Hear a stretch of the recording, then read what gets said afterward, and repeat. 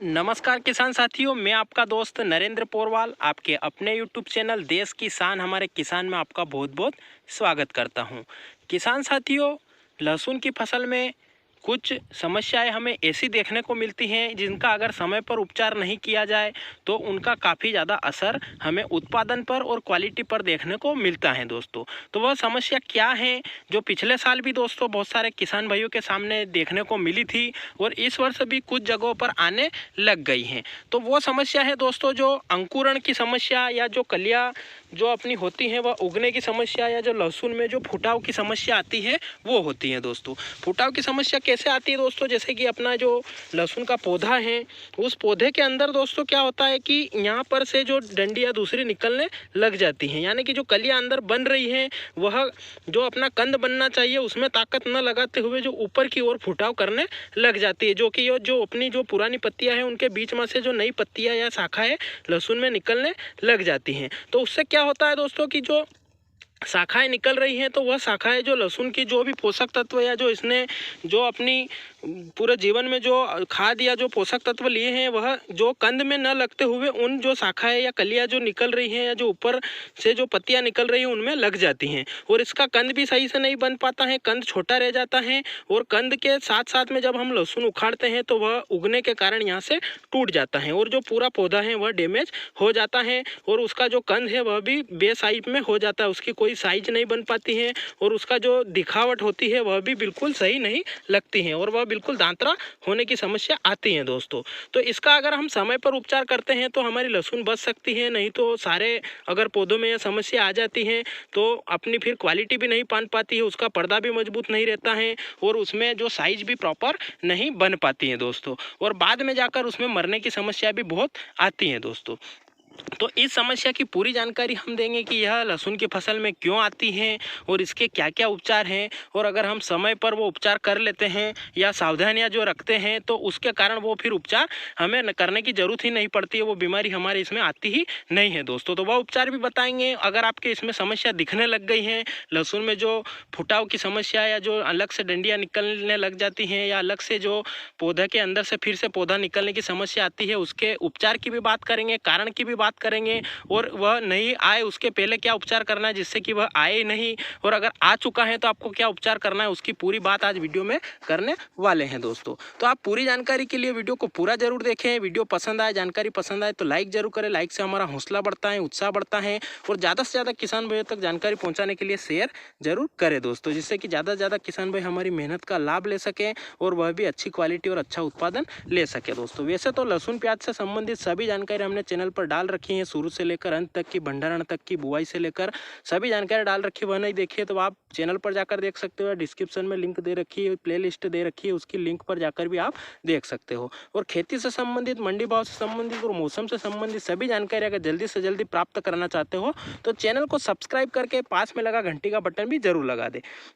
Channel को subscribe करने के लिए नीचे लाल बटन दे रखा है, उस पर क्लिक करके सब्सक्राइब कर सकते हो और पास में घंटी का बटन है वह भी दबाकर आप ऑल पर प्रेस कर दे, जिससे कि हम जो भी वीडियो डालेंगे आप तक जल्दी से जल्दी पहुंच जाएंगे। तो आइए जानकारी शुरू करते हैं। तो किसान साथियों, सबसे शुरुआत में अगर हम बात करें कि यह रोग क्यों आता है या यह समस्या किसान भाइयों के सामने क्यों देखने को मिलती है, तो इसके बहुत सारे कारण हैं जिससे कि हमारा जो तना है वह काफ़ी ज़्यादा मोटा हो जाता है और जब कंद बनने की बारी आती है तो वह कंद न बनते हुए यहाँ पर जो अपनी पत्तियाँ हैं उनके अंदर से जो दूसरी पत्तियाँ निकलना स्टार्ट हो जाती हैं, जिसके कारण कि हमारा उत्पादन और क्वालिटी दोनों प्रभावित होती हैं। इसमें सबसे पहला कारण है दोस्तों कि हमने जो क्वालिटी ली है या जो बीज का हमने जो वेराइटी ली है वह काफ़ी महत्वपूर्ण रहती हैं। कोई किसी वेराइटी में काफ़ी ज़्यादा समस्या यह देखने को मिलती है, जिन वेराइटियों का कंद अधिक बड़ा बनता है या कलियाँ बड़ी होती हैं उन वेराइटियों में हमें समस्या सबसे ज़्यादा यह देखने को मिलती है दोस्तों। तो अब स्वाभाविक है कि उनकी कलियाँ बड़ी रहती है तो कलियों के कारण कंद भी बड़ा रहता है और कंद भी के कारण जो तना अंदर से निकलता है वह भी बड़ा रहता है दोस्तों। तो उन वेराइटियों में ज़्यादा समस्या देखने को मिलती है। अब तो बात हो गई सभी किसान भाई बड़ी वेराइटी वाली लहसुन ही लगाते हैं, तो अब इसका दूसरा कारण हम अगर बताएं तो दूसरा कारण यह है कि हम अगर ज़रूरत से ज़्यादा अगर सिंचाई करते हैं लहसुन की फसल में कि उसको मतलब आवश्यकता से ज़्यादा अधिक पानी देते हैं या सिंचाई करते हैं उसमें, तो हमें यह समस्या फिर और भी ज़्यादा देखने को मिलती है, क्योंकि पौधा पानी की तान नहीं लगने के कारण या जो खींच नहीं लगने के कारण वह वानस्पतिक वृद्धि अधिक कर लेता है दोस्तों। उसका जो समय होता है वह डिस्टर्ब हो जाता है और पौधा ऊपर की ओर ही चाल पकड़ लेता है और काफ़ी ज़्यादा मजबूत तना होने के कारण उसमें से जो है फिर फुटाव की समस्या आने लग जाती है। उसका जो समय चक्र होता है कि किस समय कलियाँ बननी चाहिए, किस समय कंद बनना चाहिए, वह पूरा डिस्टर्ब हो जाता है और फिर उसमें जो ताकत ज़्यादा रहती है वह यहाँ से उगने के कारण वहाँ पर वेस्ट होती रहती है दोस्तों। तो एक कारण तो ये हो गया कि अपन बीज अच्छी क्वालिटी का अगर लेते हैं कि जिसमें फुटाव की समस्या कम हो तो उससे हम काफ़ी राहत मिल सकती है इस बीमारी से। दूसरे नंबर पर बात करें तो अगर हम समय समय पर अगर सिंचाई करते हैं, समय से पहले अगर पानी नहीं दें, समय समय पर अच्छा अंतराल रख के जो प्रॉपर समय है उस पर अगर सिंचाई करते हैं तो उससे भी हमें यह समस्या कम देखने को मिलेगी। और अगर हम ज़्यादा सिंचाई करते हैं, ज़रूरत से ज़्यादा पानी लगाते हैं तो फिर वानस्पतिक वृद्धि अधिक होने के कारण फिर हमें ये फुटाव की समस्या देखने को मिलती है दोस्तों।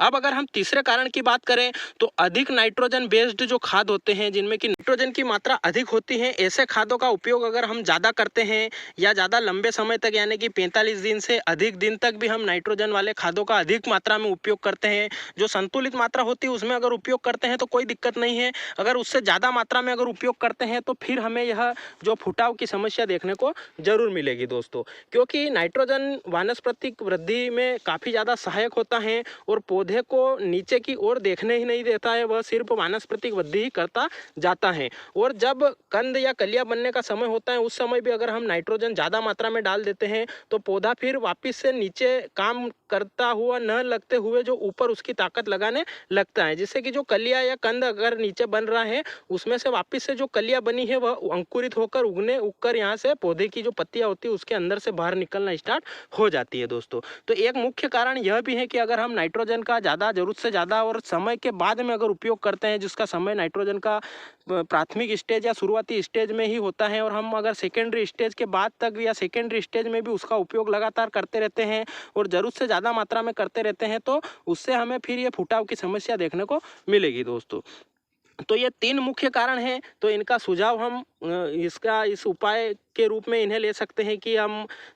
वैरायटी है वह अच्छी वाली वैरायटी जिसमें अंकुरण की समस्या ना हो उसका चुनाव करके लगाएं। अब हमने लगा दी है तो उसमें सिंचाई समय समय पर करें, एक निश्चित समय अंतराल पर अगर करते हैं तो उसमें हमें यह समस्या कम देखने को मिलेगी या नहीं भी देखने को मिलेगी दोस्तों। उसके बाद जो नाइट्रोजन की संतुलित मात्रा अगर लेकर उपयोग करेंगे, सही समय पर उपयोग करेंगे तो हमें यह जो है समस्या देखने को नहीं मिलेगी। तो हमने तीनों कारण के अलग अलग वीडियो भी बनाकर डाल रखे हैं कि आपको कौन सी वैरायटी अच्छी रहती है उसका चयन करना होगा। उसके बाद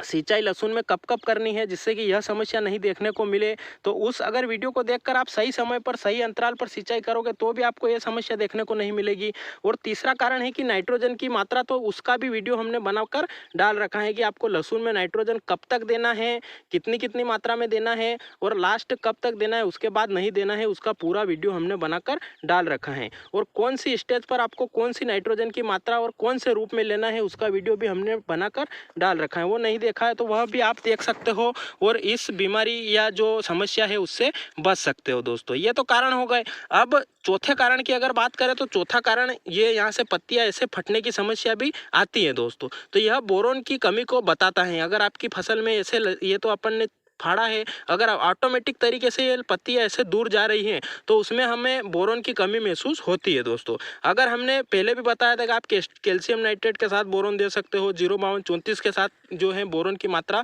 लहसुन की फसल को किस समय देना है उसका पूरा वीडियो हमने बता रखा है। तो आप 60 से 65 दिन या 70 दिन की अवस्था में अगर बोरोन का स्प्रे अगर लहसुन में कर देते हो या जमीन के माध्यम से भी दे देते हो तो आपको ये पत्ते जो फटने की समस्या है वो आपके इसमें नहीं आएगी और जो फुटाव की समस्या है वह भी नहीं देखने को मिलेगी दोस्तों। तो चौथा कारण, अगर हमने बोरोन का स्प्रे या उपयोग नहीं किया है फसल में तो उसकी कमी के कारण भी हमें यहाँ से पत्तियां फटती हुई देखने को मिलती हैं और पत्तियां फटने के बाद में वहाँ पर जो है कलियां अंकुरित होकर निकलना स्टार्ट बाद में हो जाती हैं दोस्तों। तो अगर हम बोरोन का इस्तेमाल करते हैं तो भी हमें यह समस्या कम देखने को मिलेगी या नहीं भी देखने को मिल सकती है दोस्तों। उसके बाद अगर हम बात करें अपने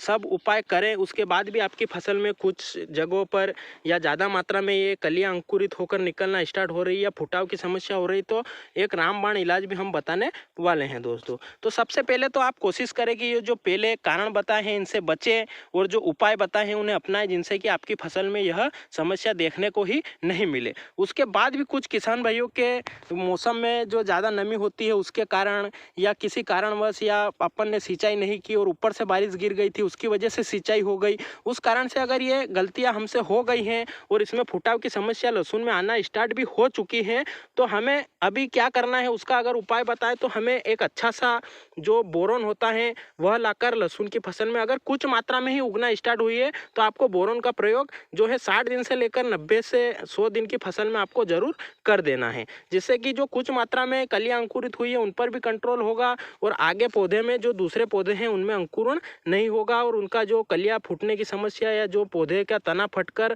जो अंकुरण निकलता है वो समस्या नहीं आएगी। और अगर ज़्यादा ही मात्रा में आपकी इसमें देखने को मिल रही है तो आपको एक काम करना है, एक अच्छा सा PGR यानी कि प्लांट ग्रोथ रेगुलेटर आपको लेकर जो है दवाई होती है उसका आपको स्प्रे करना पड़ता है। उसमें आप कोई सा भी ले सकते हो, चाहे गरडा कंपनी का चमत्कार ले लो या सुमोटोमी कंपनी की जो तबोली आती है वह ले लो या सिजेंटा कंपनी की कल्टार ले लो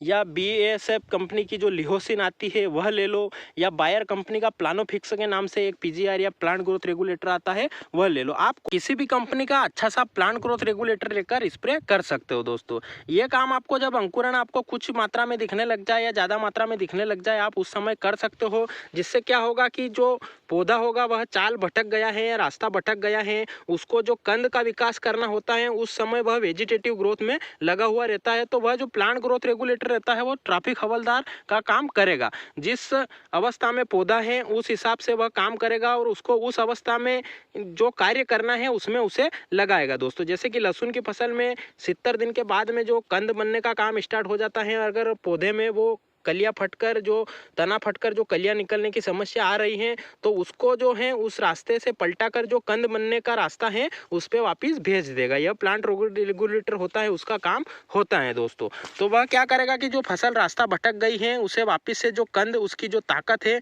उसे कंद बनाने में लगाने के लिए उत्साहित करेगा दोस्तों। और जो कलियां अंकुरित होकर जो तना फटने की समस्या आ रही है उसे बिल्कुल वहीं पर रोक देगा और जो तना है या वेजिटेटिव ग्रोथ है वह ऊपर नहीं बढ़ेगी, उसकी बजाय जो पूरा कस है या जो अपने पौधे ने जो खाया पिया है वो सारा जाकर तने के अंदर से होते हुए जो कंद होता है उसमें जाएगा, उसके कलियों का विकास भी करेगा, उसके कंद का विकास भी करेगा और आपकी जो समस्या है उसे भी रोकेगा दोस्तों। तो आप एक अच्छे से PGR या प्लांट ग्रोथ रेगुलेटर का इस्तेमाल भी कर सकते हो। अगर आपके खेतों में जो तना फटकर कलियां अंकुरित होने की समस्या आ रही है तो आप ये उपाय करके अपनी लहसुन की क्वालिटी और उत्पादन को बढ़ा सकते हो और प्रभावित होने से बचा सकते हो दोस्तों। तो ये थे कारण, कंद या कलियां अंकुरित होकर या तना फटकर कलियां अंकुरित होने के कारण, उपाय और समय समय पर हमें क्या कार्य करने हैं जिससे कि ये समस्या देखने को ही ना मिले, और अगर आ गई है तो आपको क्या काम करना है उसकी भी पूरी जानकारी हमने देने का प्रयास किया है। उस चक्कर में वीडियो थोड़ा लंबा हो गया है, आपने अंत तक देखा उसके लिए आपका विशेष धन्यवाद। आपने अगर वीडियो अंत तक देखा है तो वीडियो में